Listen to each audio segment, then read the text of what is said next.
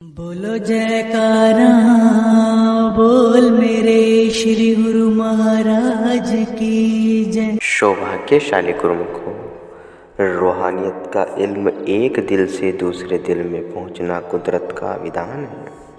श्री प्रवचनों को स्मरण मुख्य महात्मजनों ने सब प्रेमियों को सांत्वना दी कि श्री सद्गुरुदेव महाराज जी हमारा जीवन आधार बन गए हैं।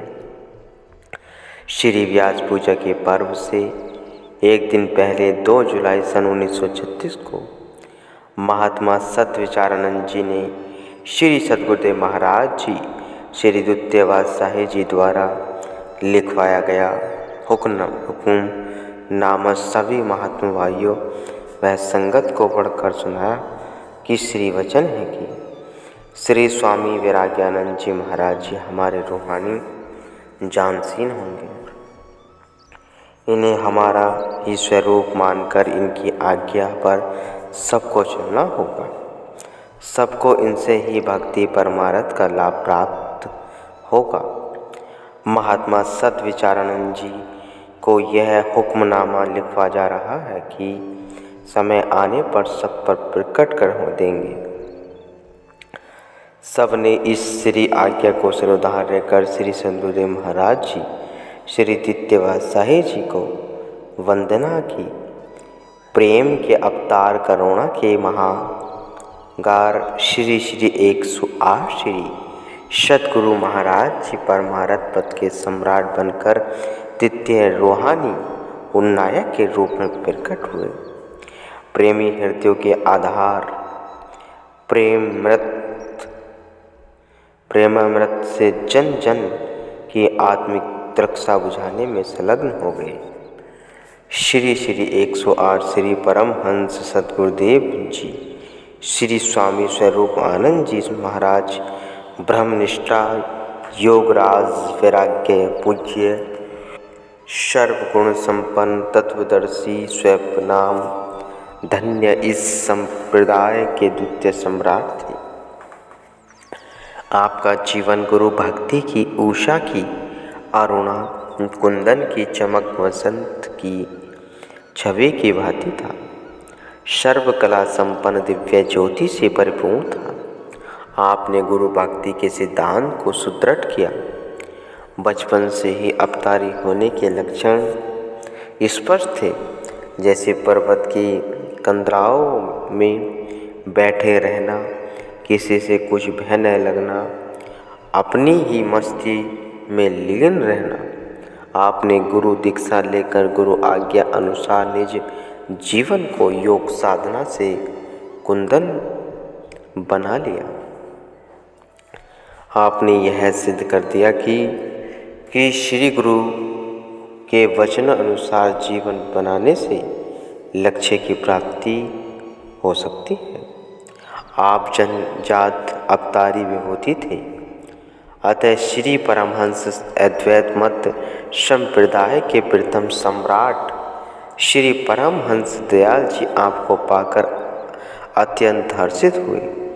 आपने प्रेमी और प्रीतम के संबंध का ज्ञान आपने आचरण से स्पष्ट दर्शा दिया कि जब प्रेमी प्रीतम की पूर्ण रूप से चाह करता है तो प्रीतम भी प्रेमी के बिना कैसे तड़पता है।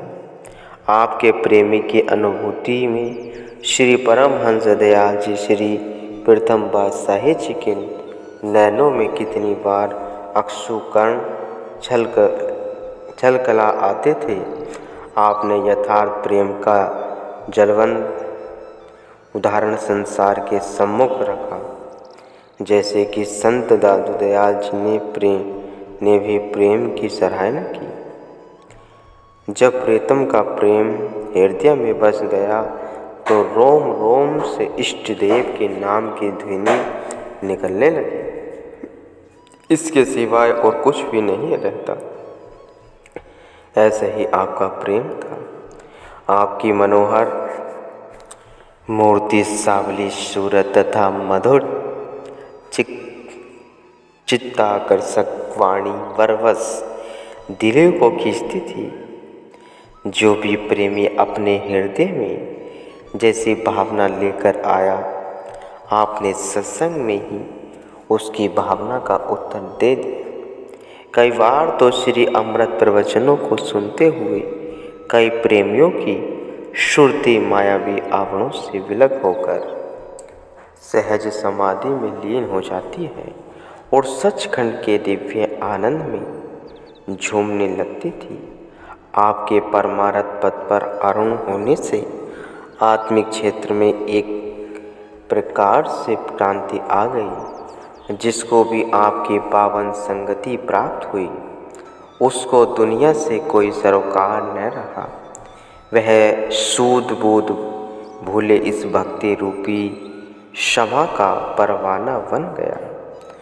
आपने श्री परमहंस दयाल जी की श्री मौज के अनुसार गांव-गांव, नगर-नगर में तथा झोपड़ी से राजमहल तक सतनाम के मंत्र को गुजारा दिया। सीमा प्रांत पंजाब, सिंध, उत्तर प्रदेश, मध्य प्रदेश में आपने कई आश्रमों का निर्माण भी करवाया, जिससे कि जन साधारण घर बैठे ही परमार्थ लाभ प्राप्त कर सकें। आपने शरणागति तथा पथ को विशाल रूप दिया।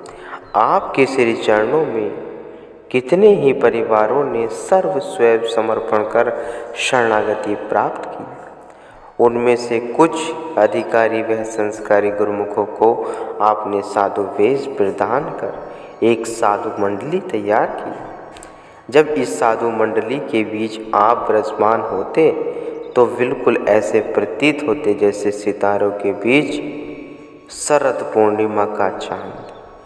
कभी प्रेम के भंडारी बनते तो कभी त्याग और वैराग्य का उपदेश देते। वात्सल्य, करुणा, नर्मता और गंभीरता के आप समुद्र थे। आपने गुरु भक्ति के लिए सेवा तथा गुरु आज्ञा, इन दो नियमों को मुख्यतः प्रदान की। भजन अभ्यास आप अत्यधिक करवाते थे।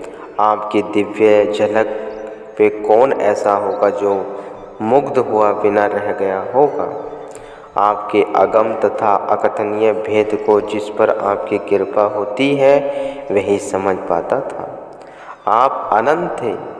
आपने प्रचारक साधु महात्माओं की मंडली बनाकर भारत में स्थान स्थान पर सत्संग आश्रम बनवाने की श्री आज्ञा प्रदान कर लोगों को घर बैठे नाम का अमृत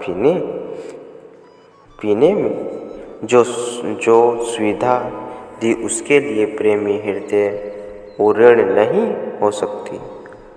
आपने अपने मत के श्री आरती की इन पंक्तियों को सिद्ध कर दिखाया है। हम जैसे भाग्यन को गृह दर्शन दीना, अर्थात घर में बैठते ही संसार में फंसे हुए जीवों को श्री दर्शन देकर वह श्री अमृत प्रवचन श्रवण करवाकर उन्हें संसार में व्यवहार करते हुए संसार से विलग कर दिया। कलयुग के अधम जीवों को भाग्यशाली बना दिया। आप फरमाया करते थे कि इस संसार में गुण और अवगुण दूध तथा पानी की तरह मिले हुए हैं। बुद्धिमान पुरुष गुणों को ग्रहण कर अवगुणों को त्याग करते हैं। जैसे हंस दूध और पानी को अलग कर लेता है, वैसे ही गुण तथा अवगुणों को परखने का ज्ञान संत महापुरुषों से मिलता है। संत महापुरुष ही जीव को सत असत की परख करा सकते हैं। श्री रामचरितमानस में लिखा है, जड़ चेतन गुण दे दोष विषम कीन्हा करतार, संत हंस गुण गही पथ परिहारी वारी विकार। विधाता ने इस चराचर सृष्टि की रचना में गुण और दोष दोनों भर दिए हैं। संत जन हंस बनकर गुण रूपी दूध को ग्रहण कर अवगुण रूपी पानी का त्याग कर देते हैं। इसी प्रकार गुरुमुखों को माया असत तथा भक्ति सत दिखाई देनी चाहिए। जिन्होंने संत महापुरुषों की शरण प्राप्त कर ली है वे हंस आत्माएं हैं। उन्हें संत सत असत के परख का यंत्र शब्द मिल चुका है। अतः सबका परम कर्तव्य हो जाता है कि इस शब्द की कमाई करते हुए प्रीतिये गुरुमुख हंस के न्याय भक्ति के मुक्तिगण चुगे।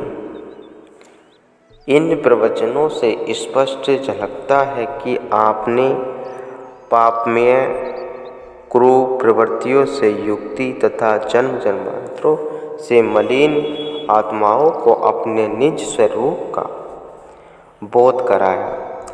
आपने मालिक से बिछड़ी हुई रूहों की आतुर पुकार को सुनकर उन्हें अपने धाम में पहुँचने के लिए भारत के उत्तर से दक्षिण तथा पूर्व से पश्चिम तक अधिकांश भागों में श्री दर्शन देकर तथा प्रवचन अमृत श्रवण करवाकर लाभान्वित किया।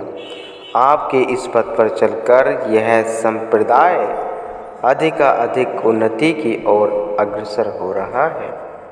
श्री सद्गुरुदेव महाराज जी समय समय पर जीव कल्याण हेतु प्रवचन फरमाते थे। उनमें से कुछ श्री अमृत प्रवचनों का उल्लेख यहाँ किया गया है। परमात्मा के दो स्वरूप हैं, निराकार और साकार। निराकार की ज्योति का दर्शन करने के लिए साकार सद्गुरु का ध्यान करना जरूरी है, क्योंकि जब तक किसी वस्तु का आकार रूप और रंग ही विदित नहीं तब तक हम उसे कैसे देख सकते हैं। जैसे मानव के स्थूल शरीर में सूक्ष्म आत्मा का निवास है, परंतु इन स्थूल आँखों से आत्मा के दर्शन नहीं कर सकते, फिर वे आत्मदर्शन के इन स्थूल आँखों से आत्मा के दर्शन नहीं कर सकते, फिर वे आत्मा दर्शन के लिए इन स्थूल आँखों से विवेक की सूक्ष्म आँख खोल सकते हैं। बाहरी जगत का प्रतिबिंब अंतर्मनुष्य पर भी पड़ता है। परमात्मा निराकार अर्थात सूक्ष्म सत्ता से साकार सद्गुरु के रूप में अर्थात स्थूल देहों को इसलिए ही धारण करते हैं कि इस स्थूल रूप के ज्योति के ध्यान में सूक्ष्म ज्योति को भी देखा जा सके।